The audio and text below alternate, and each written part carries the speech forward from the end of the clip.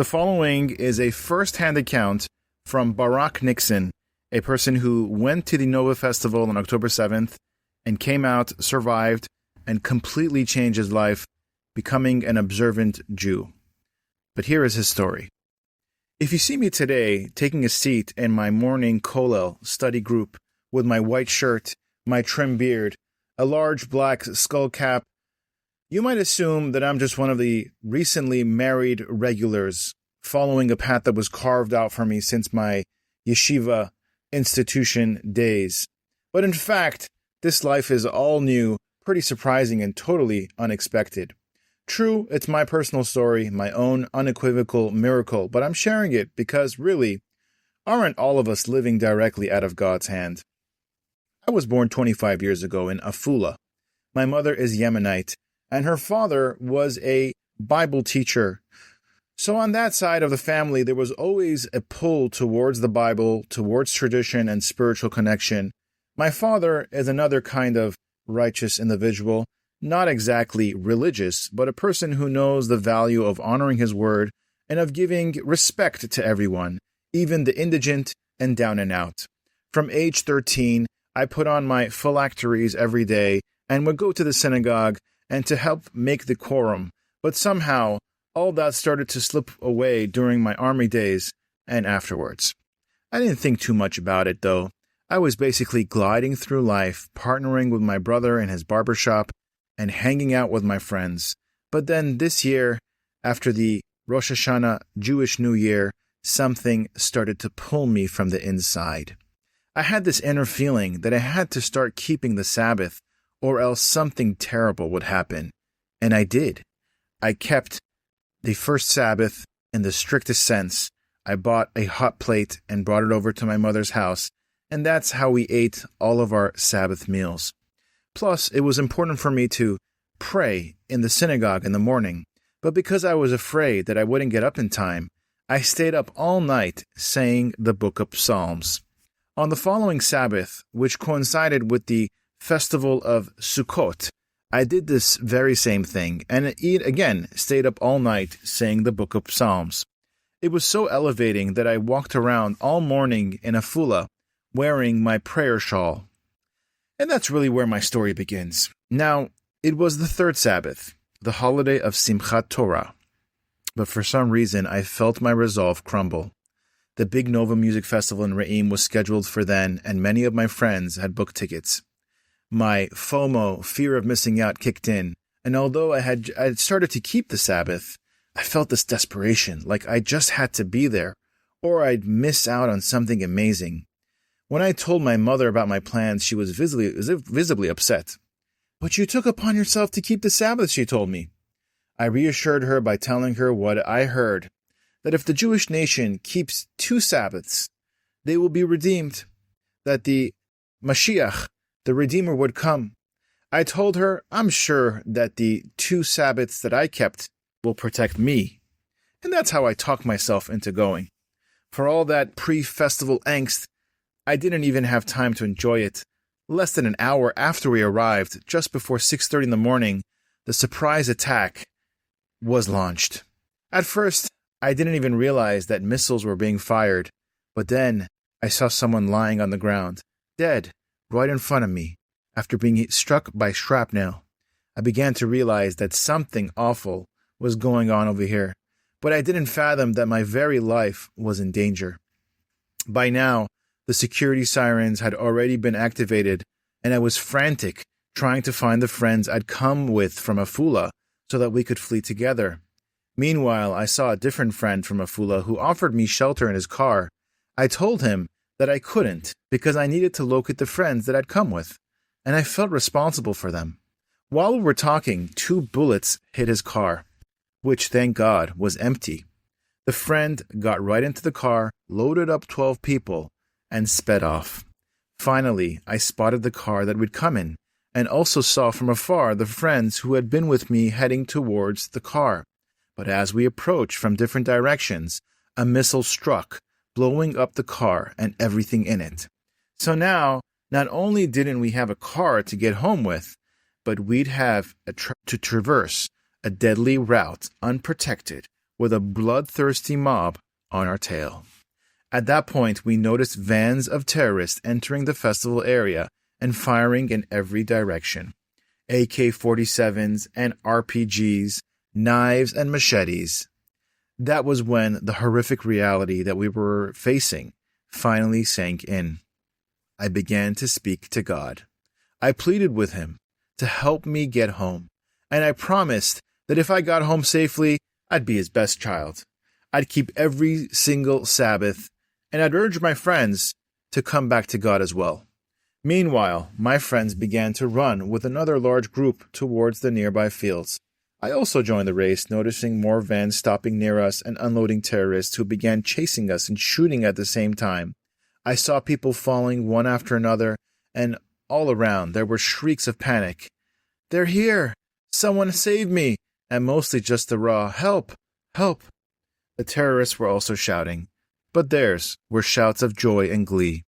Bodies were falling, flying in all directions. Some of the people tried to hide behind those bushes, in tree branches, under cars. I just chose to keep running, while thoughts raced through my mind that I was running in the wrong direction because beyond the fence was Gaza.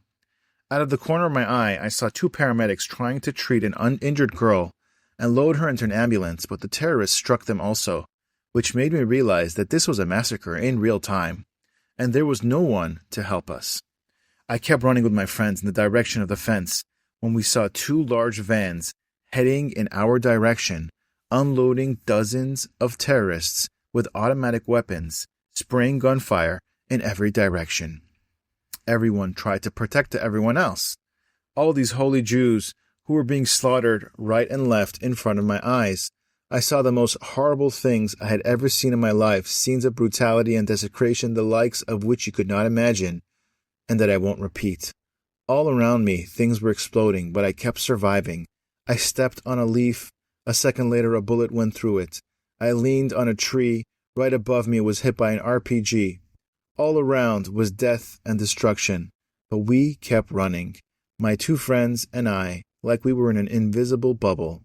Did I believe that I'd ever get out of there alive? Well, I hoped the whole time that I would. I had this very primal knowledge that I was in God's hands, and the feeling in my heart was clear. I'm going to get out alive and open a new page in my life. I was sure that God was watching over me and protecting me, even though I kept taking steps that were the worst choices, turning in the wrong direction and running into the path of slaughter and destruction. When we reached the fence, dodging bullets and grenades, something propelled me to turn around head back to the area of the festival. Even though I knew it was crawling with terrorists, at that point it really didn't matter. It was like a roll of the dice. The fields we were running through were filled with terrorists, ahead of us, behind us, to the right and to the left. Everything to either side of us, people, cars, trees, were hit, but we just kept going. When my two friends and I reached the festival area again, we noticed people hiding under the stage, inside the chemical bathroom stalls, and in other places, but we also knew that it was just a matter of time until they'd be hunted down and killed. We decided to make a run for the toilets. When someone behind us was shot and killed and fell down on top of my friend, I didn't know if she was dead or alive. I just saw that she was covered in blood, and I yanked her up and then made a run for the toilets where our other friend had already hidden. Meanwhile, I was sending messages to my parents to reassure them. To my mother, I wrote, "Everything's okay. I'm out of the area of the South, and I'm on the way home. It's a bit of a mess over here. I'll get there soon." To my father, I gave some more details. There are lots of terrorists around me, but I'm all right. I felt that I had to share it with them, but I didn't want them to worry. The three of us crowded together inside the toilet stall, and God put it into my head not to lock the door, so that there wouldn't be a red marker on the outside signaling it was occupied. The terrorists were going from stall to stall, and if the door was locked, they sprayed it with automatic fire, or hurled grenades at it. They passed by dozens of times, shooting up each stall, making sure there would be no survivors from those hiding inside. We kept the door open a crack and pressed our feet up on the toilet so they wouldn't be visible on the floor, and we saw everything. every atrocity going on outside. The toilets have air slats that you can see out of, but you can't see into. Plus, our stall had several bullet holes that we were able to look out of. And of course, we prayed. We prayed, and we were there for 8.5 hours, and all we did was pray. I kept repeating, God, I love you so much. You've saved me until now. Whatever I've done until now, forgive me. Whatever I still need to do, I will do. Just send me back to my parents in one piece, and I promise, if you get me back home, I will fulfill every single one of your laws to the letter of the law. If you save me, you'll never have heartache from me again. At that point, it was totally clear. We knew we could only rely on God to save us. And when you know it's only you and God, you know you have to give yourself over completely. During those hours, it was just me and him.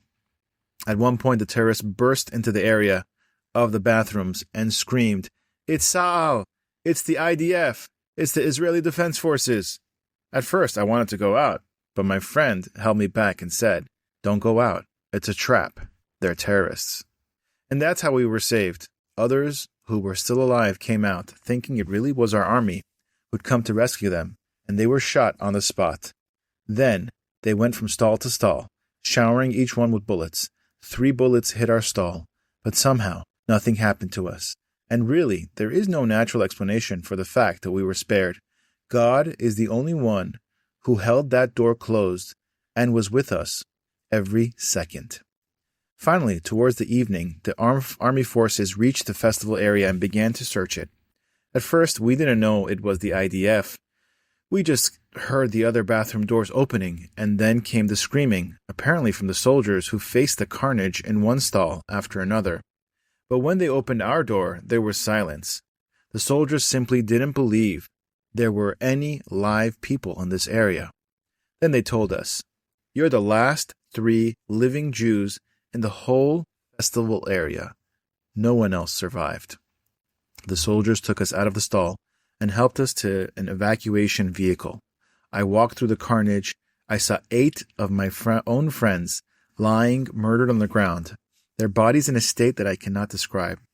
It was a pathway of death, but also a pathway of angels. We kissed these desecrated bodies and parted from them. As I climbed into the military vehicle, I put my head in my hands.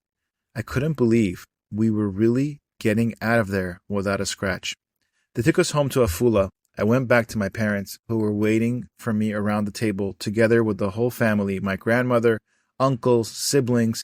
No one dared speak to me. They were terrified to look me in the eyes that told the worst story there is to tell. My mother was the one who broke the ice. She took my hand and brought me to my room and said, "Look, Barak, this is your bed, this is your closet." I sat down in front of the mirror and looked at myself to make sure I was really alive, and I thanked God with tears running down my cheeks. Thank you, God, for all you have helped me endure, and thank you for bringing me home alive to my parents and my family. Then I added, please, God, protect my soul as well. After everything I'd been through and witnessed, it was impossible to get back to regular life. I merely prayed and said psalms. It was the only thing that calmed my soul. People ask me if it's hard for me to replay all those horrifying images in my head. But you know, amid all this pain and horror, there was also a real feeling that I could see God. And I'm so happy that He was with me and granted me this huge kindness and saved me.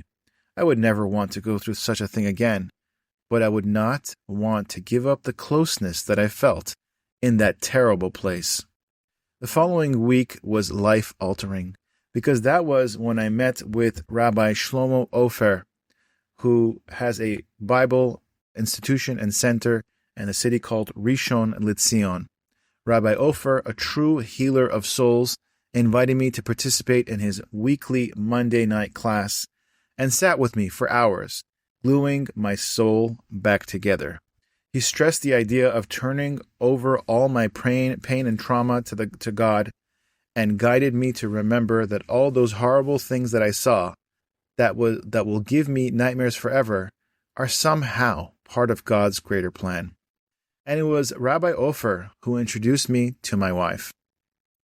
The rabbi had invited me to share my story in his synagogue, and my future wife, Lee Odell, happened to be sitting in the women's section together with my mother. Lee Odell has been a part of this rabbi's synagogue since she was a teenager and had been attending every week for 2 decades. She has a 9-year-old son from a short-lived marriage.